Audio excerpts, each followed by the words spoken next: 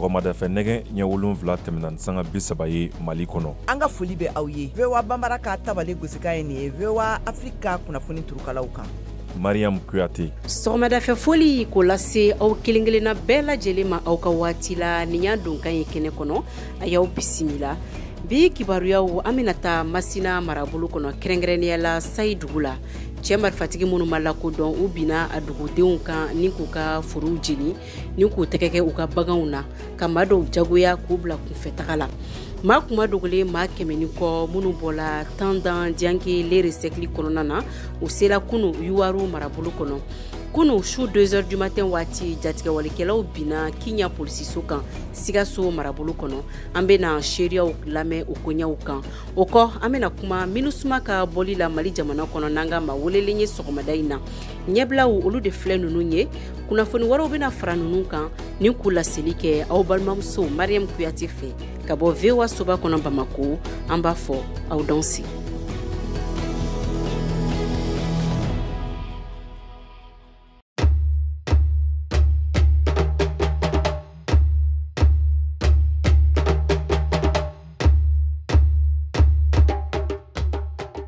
Bi ye ntɛnɛ ye novembre kalo o tile 6 san 2023 an ka foli bɛ aw ye kokura. Masina marabolo kɔnɔ dugu min bɛ wele ko Sayi a dugudenw kɔni hakili sigilen tɛ ni waati in na sabula banbagacimaw bina u ka dugu kan su 2h du matin waati ni ka taa n'u ka baganw ye k'u ka forow yɛrɛ jeni ni ka maa dɔw yɛrɛ fɛnɛ jagoya k'u bila kunfɛtaga la. Albert Kalambri an ka lasigiden min bɛ Segu a bɛ walawalali kɛ an ye o kibaruyaw kan. Masina marabolo kɔnɔ kɛrɛnkɛrɛnnenya Sayi commune na dabɛ wɛrɛ caman ye nka suna tɛ u ye ani wɛrɛ caman lankoloyara ka sababu kɛ fariyanwale tigilamɔgɔw ka walew ye Alandu ka wɛrɛ Mamacɛ ka wɛrɛ Ɲɛbilen ka wɛrɛ Bukari Kɛrɛnda ka wɛrɛ Laya ka wɛrɛ ani Abu ka wɛrɛ la. Kungabugu min bɛ Sayi mara la an ye seere dɔ lasɔrɔ o yɔrɔ kofɔlen na min bɛ ɲɛfɔli kɛ an ye nin wale kan min kɛra novembre kalo tile 2 tɛmɛnen. An ka yɔrɔ ye Kungamugu de ye. An ka yɔrɔ kɛrɛfɛla yɔrɔ dɔ de bɛ yen. Taara ye ne ye tasuma minɛ mɔgɔw ka gɔra ka jiginɲɛw jeni fo ka se dɔw ka ɲɔ kɔni ma. An ka dugu yɛrɛ bilama mɔgɔ ɲɛnama tɛ yen tuguni. An bɛ yɔrɔ min na bi foyi tɛ mɔgɔw ka tuguni. Mɔgɔw siran parce que u ye action 2 de k'an ka yɔrɔ la. 2 bɛ ban an kɛrɛfɛ a bɛɛ ye 1 kilomètre dɔɔni 2 kilomètres a banna. Kelen kɔni na o ye mɔgɔ 2 bɛɛ de faga ye. Vendredi suta kɔni ma se ka mɔgɔ sɔrɔ bɛ faga ye parce que mɔgɔw y'u mankan mɛn joona olu wulila ka boli ka don ɲɛtura. Fariyanwale tigilama ninnu ye ɲɛna dama bɛ maa jatigɛ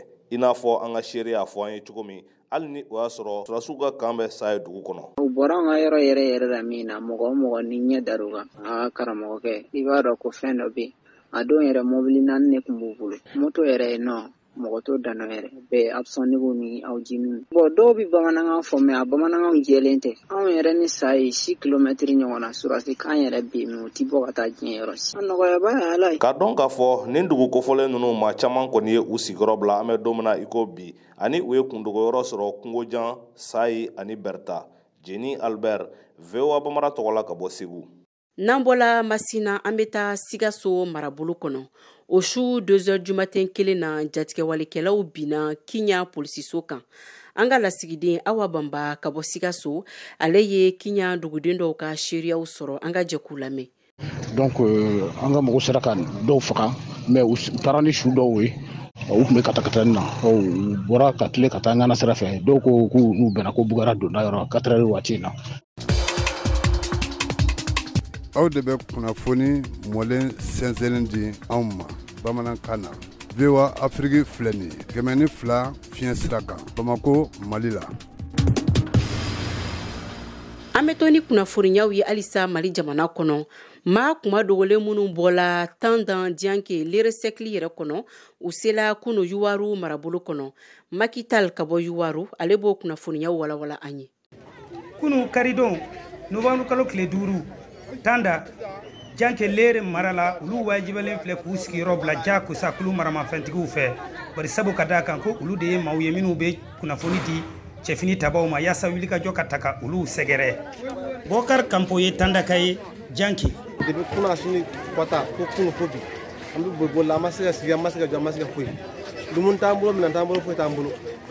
musow ta ye kuru ani jɔ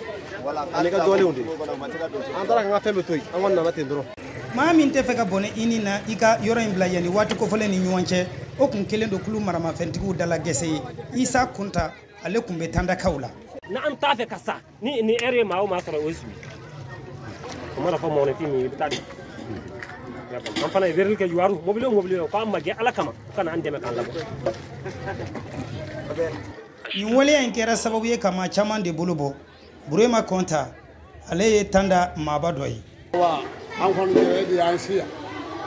foyi foyi kɔni t'an bolo balo hali an bɔra an ka daga in maa caman bɛ yen min na n'a ka mobili la hali a mobili fa t'a bolo kabini kunna sini ka na se bi ma makɔrɔba tɛ muso tɛ denmisɛn tɛ maa si tɛ an kɛra min ye dumuni kɛ ɲɛ ma kɛ fɔ an cɛla maa ba saba bɔɲɔgɔnko de wajibiyalen filɛ nin ye k'u sigiyɔrɔ bila nin cogoya nin na dɔw nana Yuwaru dɔw Sunpi Lere fo ka taa se Ɲafunke ma VOA Bambara tɔgɔ la ka bɔ Yuwaru Gurudo Bokum ka laseli don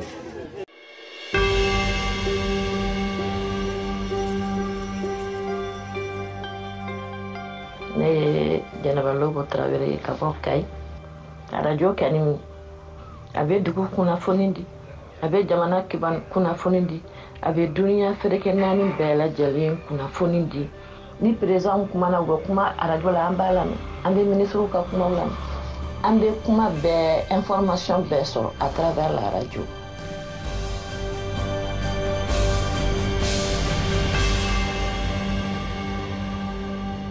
An bɛ taa Burkina Faso adamadenw ka josariya tɔnba min bɛ u ka jamana kɔnɔ kunun karidon u y'u ka gouvernement ka laɲini dɔw jalaki min yɛrɛ dola bala avril kalo tɛmɛlen na n'o ye ka maaw bila ka taa kɛlɛdagaw la minnu ka baara ye ka sɔrdasi fanga yɛrɛ ka baara kɛlenw yɛrɛ mafiɲɛya ni kɔrɔfɔlikanw ye o siratigɛ la u y'a yira communiqué kɔnɔ ko nin ye waleya ye min t'u fɛla ye min yɛrɛ cila AFP kunnafoni di so ma lajinɛkaw fɛnɛ ni fɛ yen na u ka jamana fangatigi kɔrɔ Musa Dadis Kamara ale minɛna ko kura ye ka segi kaso la sibiri don a kelen kɔ ka fiɲɛ duru sibiri sɔgɔmada ni komando dɔ ka dɛmɛ ye waleya min ye Konakiri lakunu ni marifacikanw ye min yɛrɛ kɛla sababu ye ka maaw lasiran sabula maa caman hakili tun tagala fanga dafiri wɛrɛ la ko kura ye o kɔ Israel kɛlɛsenw olu ye kɛlɛjugu dɔ daminɛ kokura ye kunu ni Hamas Palestine ye min yɛrɛ sen fɛ maa faga farapu juguw kɛla Gaza ni waleya in yɛrɛ kɛla ka Ameriki jamana ka secrétaire d'État Anthony Blinken ale to taamana a jamana cɛmancɛ la taama min tun ɲɛsilen do ka Palestine jamanadenw yɛrɛ dɛmɛ Anthony Blinken ale ye alisa kunun karidon a ye balina taama dɔ kɛ ka ɲɛsi Bagdad Irak jamana ma min yɛrɛ sen fɛ ani Irakiyɛnw ka minisiri ɲɛmaa ye ɲɔgɔn ye Mohamed Shia al-Sudani u ka kɔrɔfɔw kɔni bolila fɛn min kan o de ye farati minnu yɛrɛ bɛ se ka kɛ sababu ye ka Israel ni Palestine Hamas cɛ gɛlɛyaw yɛrɛ tɔ juguya ni ka u ka kɛlɛ yɛrɛ kuntagala tɔ jɛnya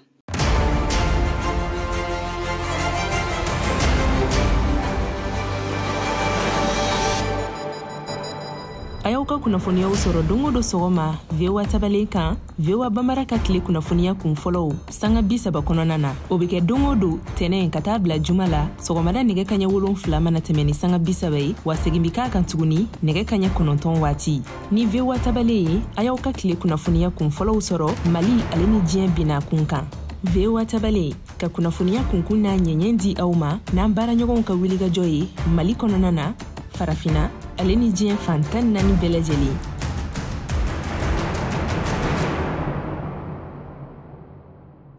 an bɛna ni kunnafoniyaw ye Mali jamana kɔnɔ Tesalit ni Agulog dugu minnu bɛ Mali woroduguyan fan fɛ n'olu yɛrɛ labilala MINUSMA ka kɛlɛkɛcɛw fɛ o kɔ octobre kalo o tile 31 Kidal ni Gawo olu yɔrɔw fɛnɛ ni labilala Mohamed Mamata Touré société civile Mado jɛkulu min bɛ wolo ko faso danbe olu ka kumalasira fɛnɛ ni do a bɛ segi ka kuma an ye kokura ye MINUSMA ka bɔli la Mali jamana kɔnɔ a bɛ Mohamed Touré ale ka kuma bara la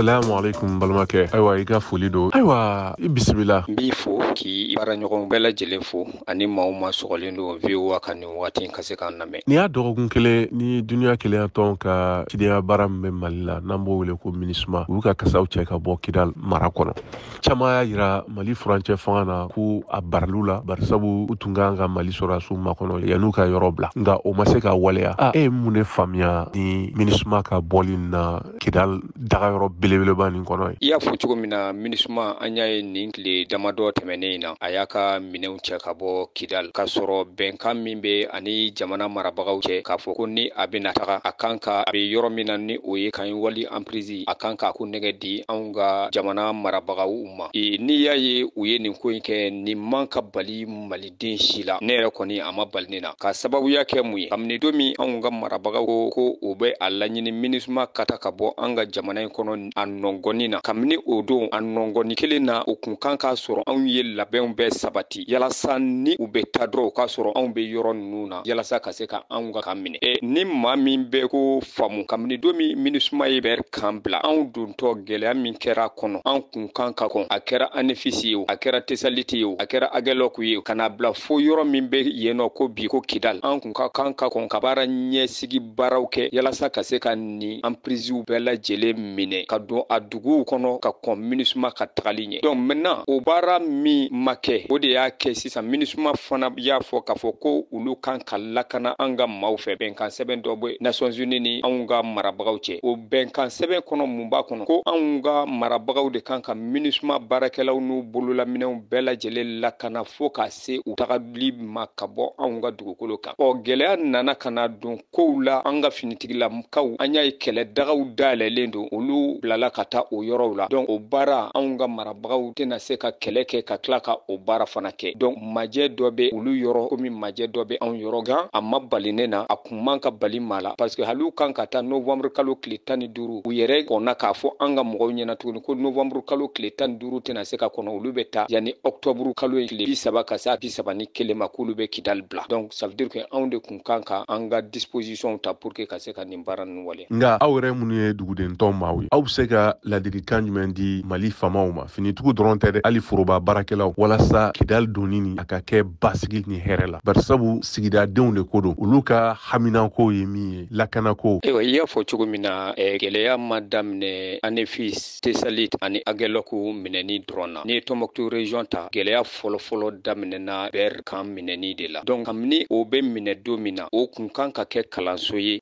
bamaci minnu kɛlen bɛ ka maramafɛnw ta Kidal u k'a dɔn k'a fɔ ko emprise minnu filɛ nin a man ka d'olu ma olu ta tɛ bara olu ma na ni MINUSMA ye bɛnkan sɛbɛn t'u ni MINUSMA cɛ MINUSMA nana état malien de fɛ wa bɛnkan sɛbɛn bɛ MINUSMA ni état malien de cɛ n'u bɛ taa fana u kan ka a yɔrɔw ko nɛgɛ de di état malien fana ma nka n'i y'a ye k'a fɔ ko gɛlɛya daminɛna Tɔnbɔkutu région na bɛɛ ka na ANEFIS ka taa TESALIT ka na AGELOC donc ça veut dire que bamaci ninnu de bɛ baara dɔ kɔnɔ baara min kɛlɛ bolo de dalen don u fɛ k'a fɔ olu bɛ kɛlɛ de kɛ ko fo ka san sɔrɔ anw kan ko bara ko yɔrɔ nin ye olu ta de ye alors que yɔrɔ ye jamana ni jamana kɔnɔdenw de ta ye bamaciw ta tɛ min ye anw ka jɛkulu minnu fɔ bi an kun man ka se nin yɔrɔ la Kidal n'a y'a sɔrɔ Kidalikaw ka o jɛkulu min bɛ muso kunda denmisɛnnin kunda ka na se fo cɛ kunda bara an b'a ye k'a fɔ ko ɲɛmɔgɔw b'o la u b'a fɔ minnu ma ko chef tribu o chef tribu minnu bɛ yen nɔ olu bɛ mun de la yen u ka société civile mɔgɔw bɛ mun de baara la bi olu de kun kan ka kɛ kumada ye ka wuli ka kuma marifatigi ninnu fɛ k'a yiru la k'a fɔ a ye marifa ninnu sɛmɛ a ye na aw ni jamana marabagaw ka se ka sigi ka kuma aw k'a lajɛ komi sɛbɛn dɔ bɛ aw ni jamana marabagaw ni ɲɔgɔn cɛ n'o ye accord ni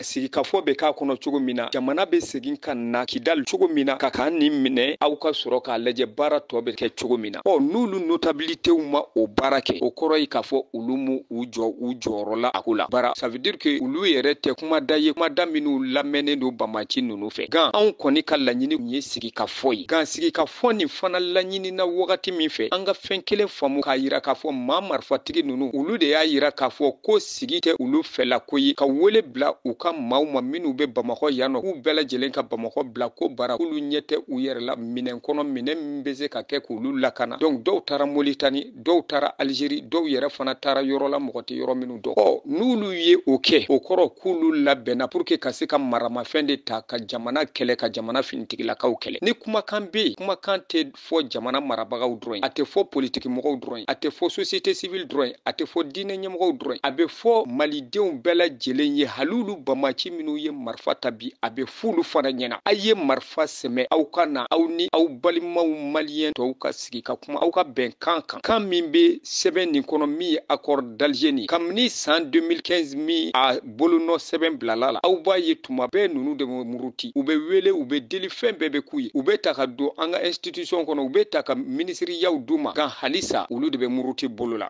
Anw yɛrɛ bɛ mun fɔ? Sigi ka fɔ yan anw ta ye. Nka n'a ma ɲɛ olu de ko k'u tɛ sigi fɔ f'u bɛ marifa de ta ko ka se ka jamana kɛlɛ. An b'a ye k'a fɔ an ka finitigilakaw ma deli ka s'u ma k'u attaquer. Olu de bɛ attaque ninnu bɛɛ kɛ ka se an ka finitigilakaw ma. An ka finitigilakaw fana bɛ u kɔma segin ka olu kɛlɛ. Bɛɛ y'a ye bato Tombouctou min cira tantɔ. Hali an b'a fɔ minnu ma terroriste baw n'o ye Daesh ni État islamique ni a ɲɔgɔnna jinim ninnu ye. Olu bɛɛ lajɛlen ko k'ulu nɔ tɛ. Sema mɔgɔw de kun ko k'ulu don. Hali n'a y'a sɔrɔ u bɛ k'u dogo fɛn dɔ kɔfɛ. Donc nin bɛɛ k'a fɔ k'ulu tɛ. Donc ça veut dire que jamana kɔnɔden minnu filila n'o ye Sema mɔgɔw n'u jɛɲɔgɔnw ye. N'u ye maramafɛn ta jamana kɔnɔ o kama. Olu de nɔ ye nin ko ninnu ye. Donc an bɛ min fɔ nin na dɔrɔn sigi kɔni an y'a ɲini kan. Pour que sigi fana ka kɛ, an fana ka laɲini ye an ka emprise bɛɛ lajɛlen ka kɛ Mali ta ye.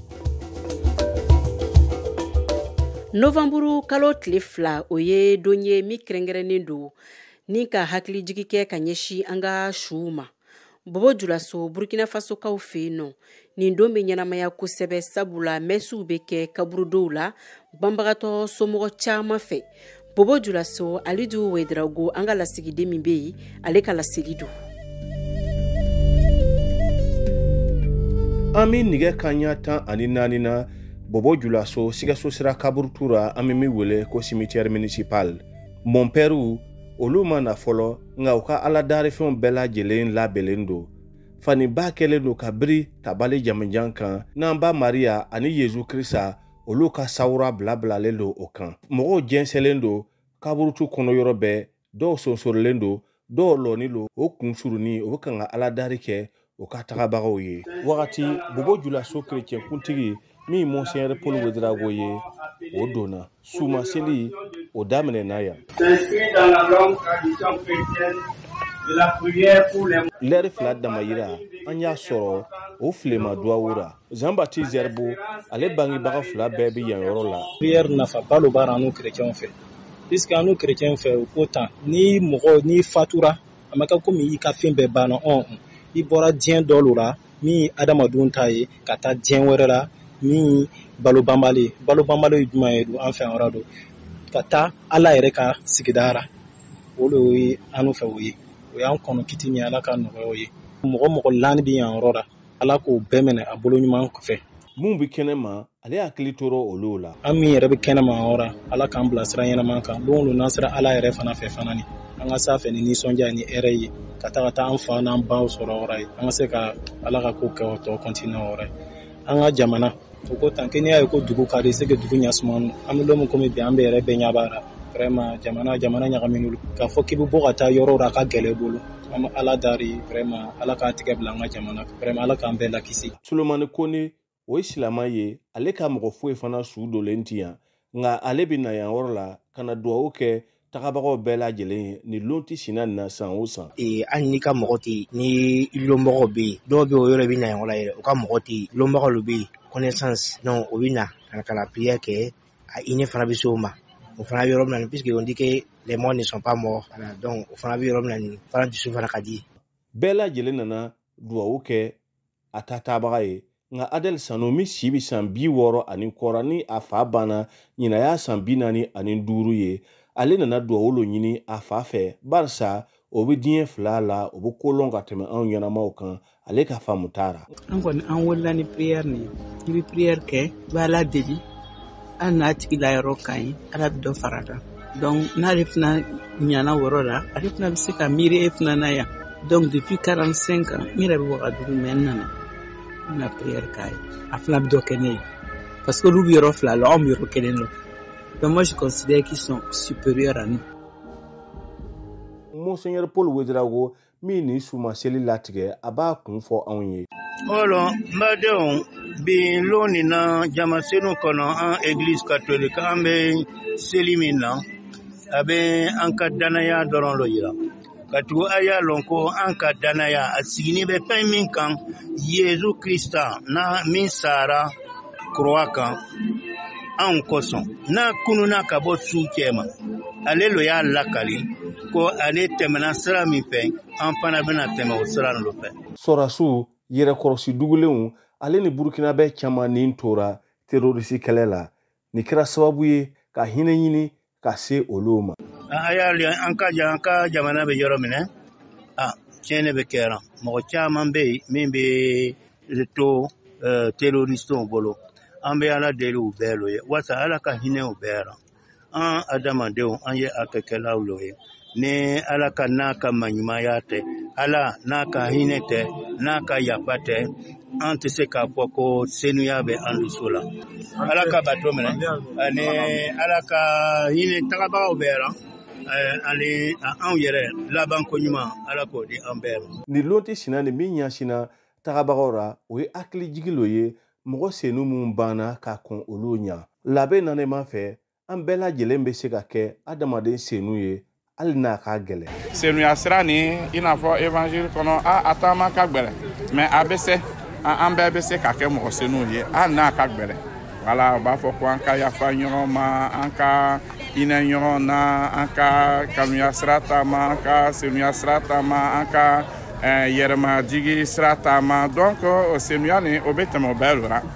a b'a filɛ aw ka balo la fiɲɛ bɛ sɔrɔ yɔrɔ min na an bɛ fiɲɛ nin bɔ o yɔrɔ la ka banba ka kanuya ani ɲumanya sira taama. Monseigneur Paul Ouédraogo a y'a ɲini Burkinabɛw bɛɛ lajɛlen fɛ ko diinɛ woloma kana sɔrɔ a la ko duwawu ka kɛ lahara tagabagaw bɛɛ le ye. Alidu Ouédraogo VOA Bambara tɔgɔra Bobo Julaso.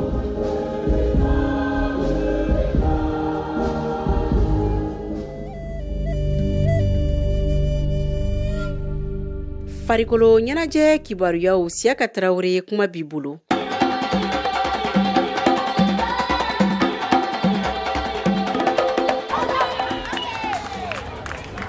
Volleyball bunagun kan speed volley n'o ye volley telimani ye anglikan na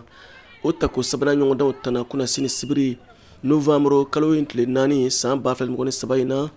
Palais de la Culture Amadou Hampâté Bâ Bamako ɲɔgɔndan min don a kun ye de ka volleykɛlaw fara ɲɔgɔn kan ka bɛn sinsin ani ka se ka volleyball lakodɔn kosɛbɛ Mali la. Agence de communication Mamzi de y'a labɛn o ɲɛmɔgɔ Assistant Kone b'an bolo kɔrɔ. Kosɛbɛ a dabɔlen no o fanba yɛrɛ de kama ani jeunesse malienne yɛrɛ ka se ka u ɲɛnajɛ cogo min na volley fɛnɛ cadre kɔnɔna na comme u b'a kɛ sport tɔw la mais an y'a décidé ka volleyball fɛnɛ ta lase walasa denmisɛnninw bɛ se ka fara ɲɔgɔn kan ka ɲɛnajɛ kɛ ɲɔgɔn fɛ. An ɲɛ b'a la an balakaw de ka ca musomanninw de ka ca ka tɛmɛ cɛw kan ɲɛfɔli de b'o la.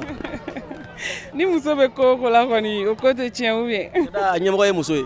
Exactement o b'a la mais volley ka di musow fɛnɛ cɛw fɛnɛ b'a la. Tɔn joli don n'o ye club ye. Quartier 8 de farala ɲɔgɔn club ko tɛ quartier ko don quartier de bɛ compétit. Volleyball kɛbaw kɔrɔw b'a la minnu bɛ club kɔnɔ ka ban. Awɔ minnu bɛ club kɔnɔ olu b'a la minnu tɛ club la fɛnɛ olu b'a la a dabɔlen no quartier ta de kama quoi club ta tɛ. N'i ye a ta ko sabanan ye fɔlɔ minnu tɛmɛna nɔ bɔra wa a yɛrɛ bolo wa. Ne bɛ se ka fɔ nɔ bɔra parce que dɛmɛbaga minnu tun b'an na a daminɛ na a tun man nɔgɔn mais ɲina alhamdulilayi ça va un peu an bɛ ka dɛmɛbagaw sɔrɔ dɔɔni dɔɔni bon a sababuya yɛrɛ la fɛnɛ a bɛ se ka kɛ tagalen ɲɛfɛ mɔgɔ minnu bɛ ka jouer u bɛ se ka contrat sɔrɔ mɔgɔ wɛrɛ bɛ se k'u ye n'u bɛ se k'u dɛmɛ. Final ko b'a la ni minnu ye se sɔrɔ. Awɔ final ko b'a la ni min ye se sɔrɔ jɔnjɔn bɛ ta ka d'o ma. Musaka b'o la. Awɔ. A ka ca.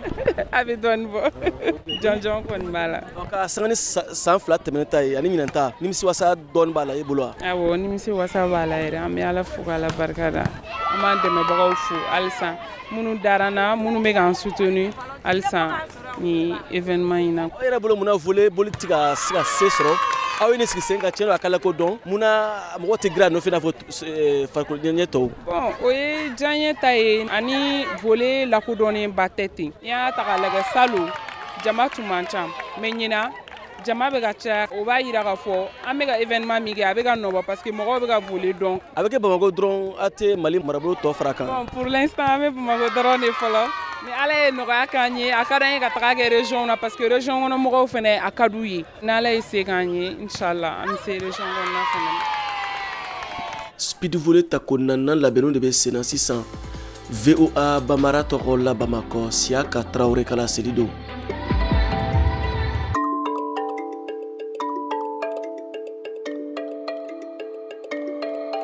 Bataki minnu cila maliden dɔw fɛ olu de filɛ ninnu ye an ka jɛ k'u lamɛn.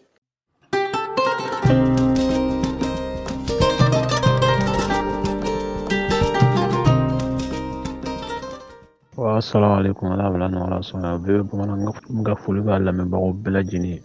Ne ye Mumin Kulubali ne ye malien mais Ala ye sewari bɛ Côte d'Ivoire ma Sasandra Mara. Bon nga foli bɛ malien bɛɛ lajɛlen waati in na. Bon mais min ɲini malien fɛ u ka hakili to anw ka géométrique ko la quoi. Piège ko de b'an sɛgɛra jamana na. An bɛ lɛrna comme ça piège ko de b'an sɛgɛra. O ye géométrique ko ni fɔ mais vraiment ni maliden sigira Côte d'Ivoire jamana kɛmɛ o kɛmɛ i b'a sɔrɔ 99 bɛɛ bɛ u yɛrɛ m'a lɔn ko papier na sɔn bɛ fɔra ko ni malidenw bɛ baara kɛ n'a ye. Mais an bɛ ka degun sɔrɔ a kama cogoya bɛɛ kan mais vraiment u ka kɔfilan k'u ka kuma masali fɛ quoi pour que an ka se ka géométrique nin sɔrɔ ka se an ka taama kɛ lafiya la quoi. Mais vraiment sɛgɛ b'an kan dɛ sɛgɛ b'an kan bɛ sɛgɛ min yɛrɛ yɛrɛ n ka foli bɛ maliden cɛ ni musoman bɛɛ lajɛlen ye ko Ala ka hɛrɛw kɛ Ala ka sababu ɲuman d'an bɛɛ lajɛlen ma kɛrɛnkɛrɛnnen an ka foli bɛ an ka région mɔgɔw ye Sayi Kolinɛ n ka foli b'u bɛɛ ye ko halisa u ye cɛsiri Ala k'u se Ala k'u se Ala k'u se. Assalamu alaikum.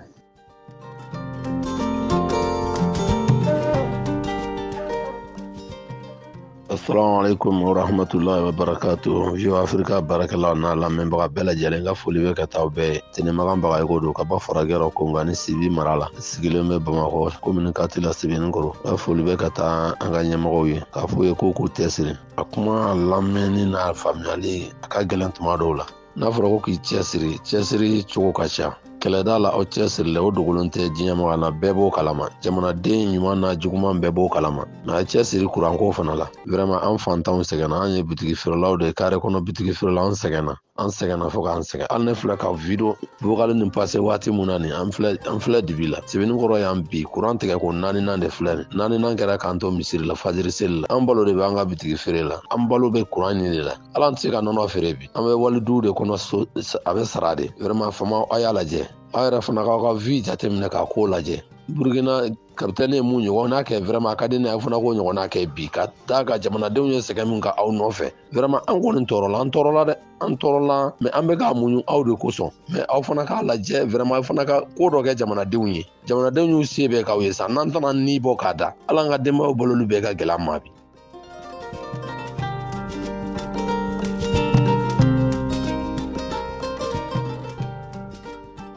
Assalamu alaikum VOA lamɛnbaga bɛɛ lajɛlen minnu bɛ Mali kɔnɔ ni Mali kɔ kan bɛ bɛɛ lajɛlen fo Mari Fofana kan don bon ne ma se ka hakili ma se ka yɔrɔ dɔ de faamu accord de kama sema mɔgɔw donna Mali gouvernement na u donna CNT la bon ni a kɛra tan cogoya la pour que an ka autorités t'a lajɛ minnu ye ministre ye ani u ka mɔgɔ minnu bɛ CNT kɔnɔ u k'a essayer k'u limoger ka dɔ bila u place la c'est tout sinon jamana bɛ ka wari d'u ma donc u ka mɔgɔ ninnu dɛmɛ n'a ye fana bɛɛ b'o kalama ne kɔni ka hakilila ye min ye dɔrɔn jamana ɲɛmɔgɔw k'a essayer ka u limoger ka mɔgɔ wɛrɛw bila u place la assalamu alaikum.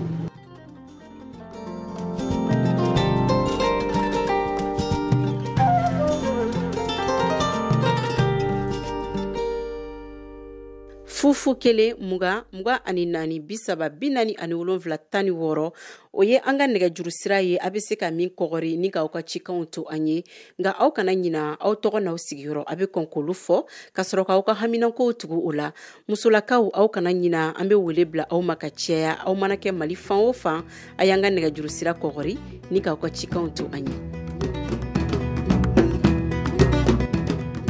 Ayiwa an balimaw a y'a faamuya cogo min na ni ne bɛna dan sigi an ka bi tabali ye kunnafoniyaw la minnu laselikɛla ne yɛrɛ fɛ Mariam Kuyati ka bɔ VOA soba kɔnɔ Bamako aw ni ce aw ka lamɛnni la maa min bolo tun bɛ nɛgɛ karafe la o ye Dadi Balawo ye ka bɔ Ameriki jamana na an bɛ segin tuguni k'a fɔ aw ye an ka nɛgɛjuru sira o labilalen don aw bɛɛ lajɛlen ye o bɛ tali kɛ 001 20 24 30 47 16 yasa aw ka se ka ko hamina ko ɲɛfɔ an ye an be aw kelenkelenna bɛɛ lajɛlen fo aw ka lamɛnni la Mali kɔnɔ ani Mali kɔ kan ni ala ma basi kɛ sini sɔgɔma nɛgɛ kaɲa 7 tɛmɛlen ni sanga 30 ye tabale kunnafoni kura wɛrɛ o be sigi aw balimamuso Mariam Kuyate fɛ sɔɔni nansarankan fɔlaw olu bena don kɛnɛ kɔnɔ a y'aw sɔgɔlen to an ka fiɲɛ tulukala kan 102.0 Bamako a k'an bɛ sini